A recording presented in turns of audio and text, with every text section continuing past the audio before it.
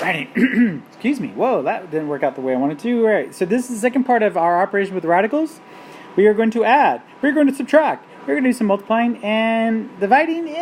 We're not really dividing, but you'll see what we're doing. We're just going to simplify the radical expressions. All right, anyways. So when we're multiplying, we want to join everything together. So we're going to start off with some simple radical time radical multiplication. So what do we do here? We want to join everything together and get the groups. Now, what I do is I get something like this. And what I want to do here is, like, I want to write everything that's going to go on the outside, everything together on the inside. So, like, 3 times 8 would be on the outside.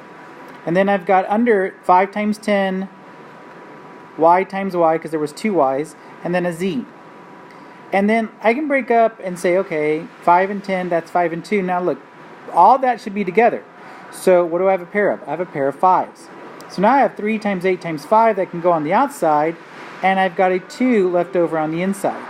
I also have a pair of y's, so I can put those together, and there's one pair, so that means just y, with a z left over.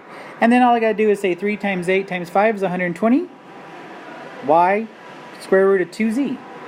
It's that simple. So let me give you a slightly harder one. Oh my goodness, this one's hard. Okay, so look, notice I'm going to ignore the 2. I'm going to break up 32. 2, 16, 4, and 4, so I got a pair of 4s, and I'm going to also join it with the 8. Whoops. Let's try that again. Okay, so now notice here, what happens here is that I'm going to join all this together. So whatever multiplied to give me 32 is also going to be, I'm going to join it with whatever multiplied to give me 8. So I have a pair of 2's here, and then I still have these 2 2's, which together would make a pair, so now I have a pair of 2's there, with nothing left over. So I have a 2 that was on the outside already, pair of 4's, and then 2 pairs of 2's. And then I have, that's 2 times 4 is 8, 8 times 2 is 16, 16 times 2 is 32. Then I can look at the A's and the B's, and okay, there was 3 A's, so I wrote them together like that. And then if you look on the other one, there's 7 A's. So 1, 2, 3, 4, 5, 6, 7. Notice how I kind of wrote that. So now I'm going to group them together. Pair, pair, pair, pair, and then pair. So now I have 5 groups, or 5 pairs. And you could easily have added those together, say 5 plus 7 is 10, and then divided by 2. And then I've got 7 B's. I've got 5 in the first one, and then 2 in the second one. That gives me 3 groups, 3 pairs, with 1 left over, and there's your answer. Simple, right? Okay, so what do we need to do about adding and subtracting? Adding and subtracting, you want to add and subtract like radicals. So you make sure this is simplified, and then you combine, but you only add or subtract the coefficients. Alright, so we're going to, here's another example. We're going to simplify. So what you want to do is simplify first, and then see what are the like terms. So like 9 squared root of 12. That's 12, that's 2 and 6, 2 and 2. I got a pair of 2's. Those will go on the outside and multiply the 9. So that becomes 18. And the 3 stays in. 32 is 2 and 16, 4 and 4. So I got a pair of 4's. 4 times 5 is 20, square root of 2, because I had a 2 left over. 72 is 2 and 36. 36 is 6 and 6. So I got a pair of 6's that go on the outside, with a 2 left over. So I can combine these two, and 20 minus 6 is going to be 14 square root of 2. Notice I didn't touch the 18 square root of 3 at all. So you're only going to combine like terms. So there's really not much more I can do with that. So I mean, that's basically one example, but I can do more in class if you need more in class. Anyways, let's look at some more multiplication. Oops, went too far. I always forget that. Here's one that looks like a binomial. I'm not going to do more than this, like just 2 terms, so binomials. You can do, I wouldn't recommend trying to do vertical on this. You could try to do, box method, or you could even do distributed property. But to be honest, you just got to make sure you're multiplying. So like say 4 times square root of 3 times 4 square root of 3 times 3 square root of 2 means 4 times 3 is 12.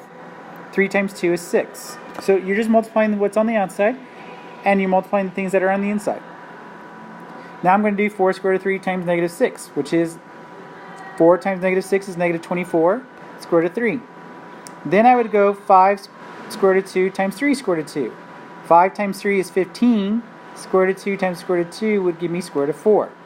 I'll simplify that later. I'm pretty sure y'all already can see that one. And then 5 times square root of 6 would be 30 square root of 5 times 5 square root of 2 times negative 6 would be negative 30 square root of 2. Now see if you can simplify. Well, 6 is 2 and 3. It can't be simplified, so it's just 12 square root of 6. 24 square root of 3. 3 is a prime number, so that can't be simplified. But here I can see that square root of 4 is 2. So 2 times 15 is 30, and there's no more square root. And there you go. You're done. You're simplified, and that's it. Now, there is possibilities where some might do more than others, but that gives you kind of an idea. Okay, so now let's look at what I call a conjugate. Conjugates are basically when they're two binomials that are basically the same, but would cancel each other out, like or they basically be opposites. So it's like square root of 5 minus 1, the opposite would be square root of 5 plus 1. Conjugates help get rid of radicals. As you can see, when I multiply, I'm going to multiply this all out. You can see that the middle terms cross each other out, and the square root of 25 is just 5. And then I end up with 5 minus 1, which is 4. Whoops. Okay, so how does that help me? Well, that helps me when I'm doing some dividing, something like this. If I want to get rid of that square root of 2 plus 3, then I need to multiply by its conjugate, which is square root of 2 minus 3. And then you go, okay, square root of 2 times square root of 2 times square root of 2. Because what happens here is basically, I can multiply all these, but really it just becomes 2 minus 3 squared. Like, whatever is under the radical minus the other number squared. So 2 minus 9 is 7. Negative 7, sorry. And, I mean, you could go 2 times 2 is 4, and the square root of 4 is 2. I mean, and there's no middle terms. When there's conjugates, the middle terms you don't even have to worry about. Now I got to do the 5 times all of that. So I'm going to do 5 times square root of 2, which is 5 square root of 2, and 5 times 3, which is minus 15. And there you go. And that's it. So this is one of those, the more we practice with it, the easier it will get. You always want to make sure you multiply by conjugates when you have division to get rid of the radicals. And really, that's all it is. If y'all have any questions, I'm more than happy to go over these more. But that's it for today. Y'all are good. Thank you so much. Y'all take care.